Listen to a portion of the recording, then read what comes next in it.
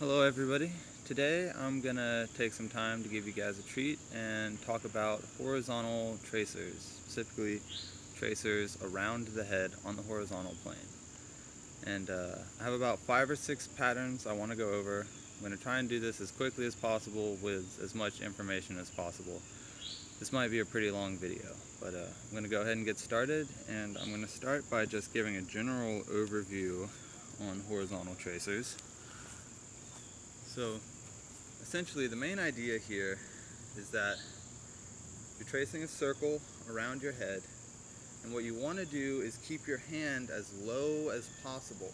So you really want to be able to drag it around your shoulders, and you're kind of making this hole with your arm that you're putting your head through like that. And you want to make sure that you're not just kind of like swinging it around your head like that, because it's not really a trace. You really want to make sure that you drop it down as low as possible.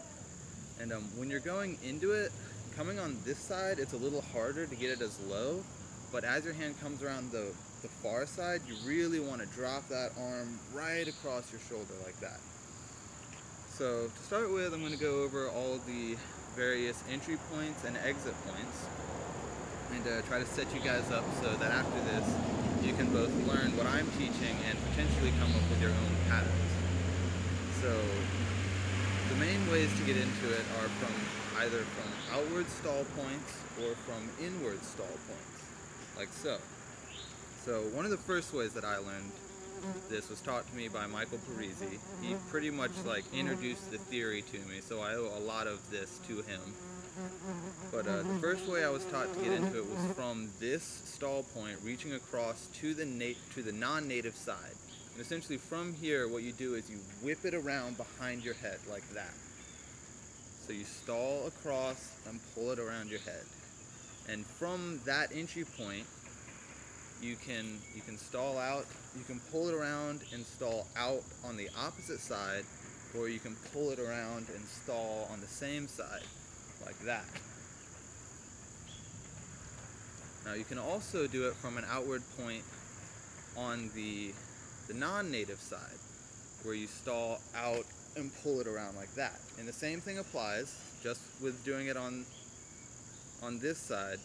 You stall out, pull it around, and stall on the opposite side, or you can stall out, pull it around, and stall on the same side.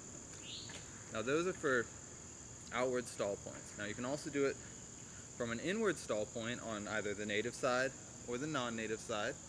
And with this, from here, you can pull this way and stall back where you started, or you can pull this way and stall back where you started. And from the native side, you can do the same. You can pull back and in where you started, or out and in where you started. Now with either one of these, whether you're starting from an outward stall or from an inward stall, you can end on either one. So you can start on an inward stall, pull around and stall out, or you can start from an outward stall, pull around and stall in.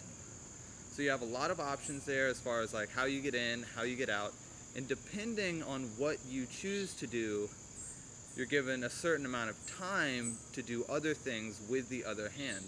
For instance, if you do like stall out, pull it around, and stall right back where you started, it's just one complete circle.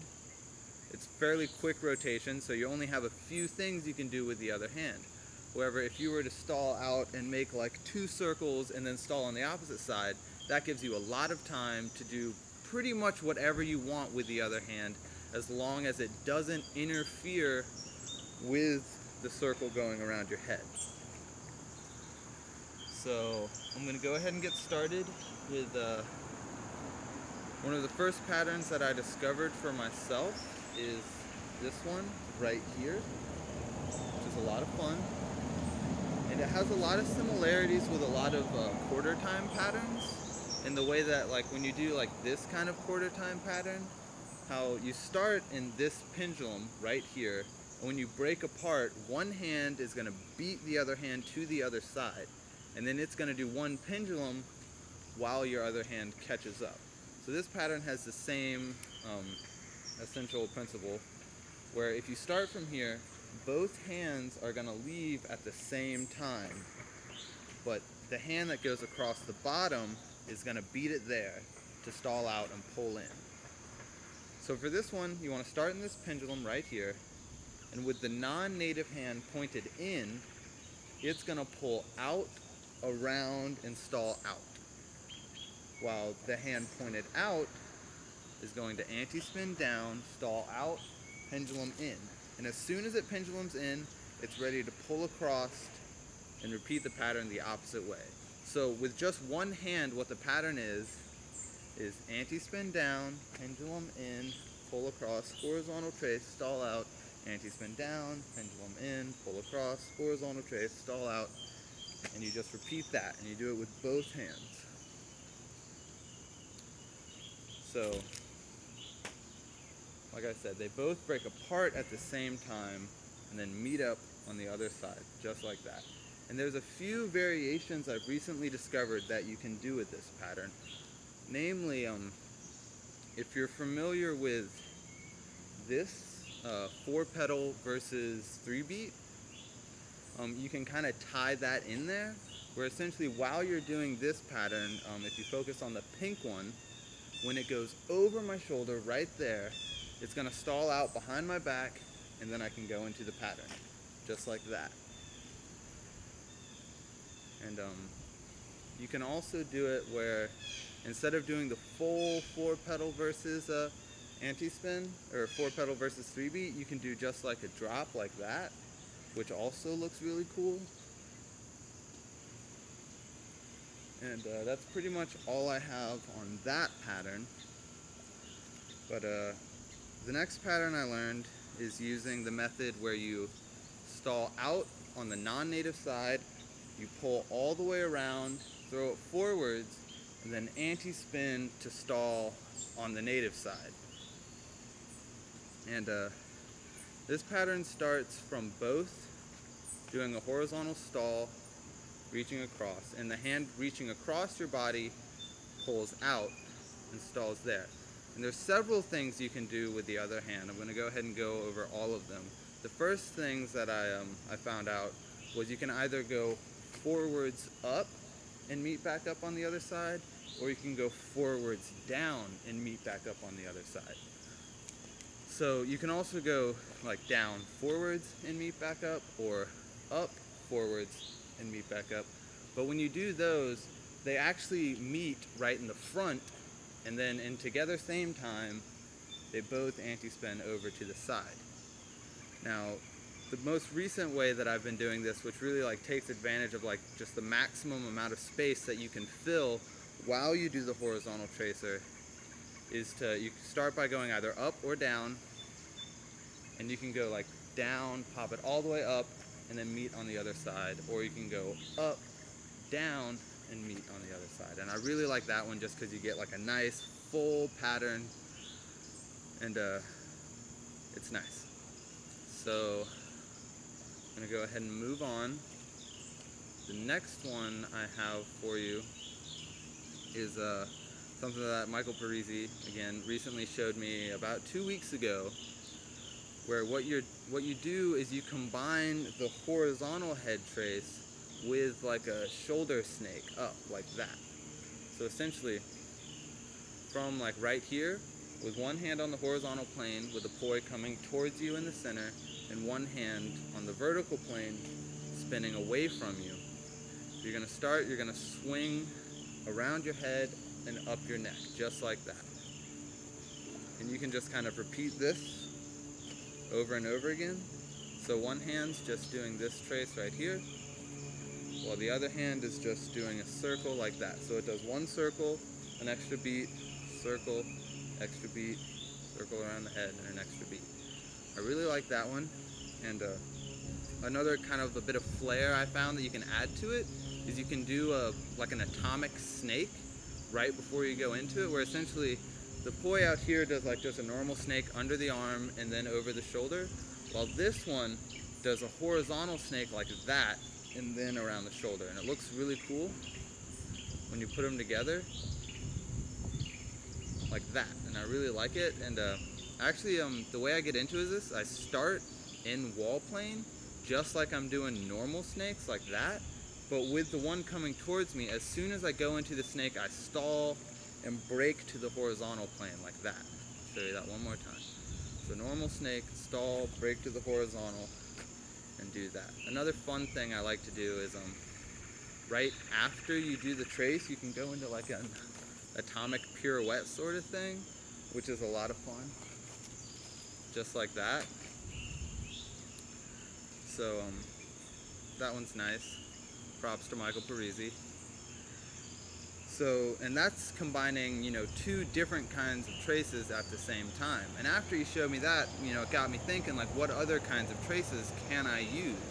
And the one I found is to use this over the head anti-spin. Not the full cap, just like the anti-spin like that. And essentially the way that works is, instead of starting like this, you just reverse the direction of that one and start like this. So from here, you're going to take the bottom one and anti-spin up over the shoulder like that. And it's going to trace over. And as soon as it gets to that side of the shoulder, once it starts to trace over your head, you swing this one out and you swing the other one out and go around your head right as the other one comes down this side. So as the anti-spin one is coming down on this shoulder, this one's going to kind of pass by it. And it actually enters a crane position right there. If you don't know what crane positions are, I know that Ben Drexler recently uploaded a video where he talks about it. And essentially what it is just different positions that you can stack two opposing planes without them clashing. And the crane position for this one is like this. Hold on. Yes, this one right here. Except for that, you know, you're not holding it here, you're holding it like right at your shoulder, and it just kind of passes through it. And it's good to explore these positions because when doing the horizontal tracers, you know, unless both your hands are in the horizontal plane, you're going to be doing some sort of atomic. And in order to keep your poi from clashing, it helps to just explore these different positions. And just like that first pattern I showed you actually uses a crane position right here. And then it stalls out and goes to the same position on the other side. So it's good to explore those, and you should probably watch Ben's video because he's got a lot of good points about it. And it's just, in general, anything 3D or atomic is just a good thing to explore and to know about. So the way I get into that last pattern with the over the head trace is starting from a horizontal stall right there, and essentially I'm using this pattern right here, where from here, from this side, one breaks forwards and one breaks down.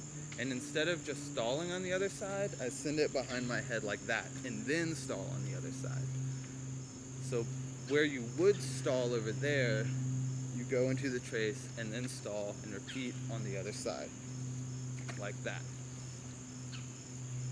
I really like that one. It's one of my favorite ones, but I have saved the best for last.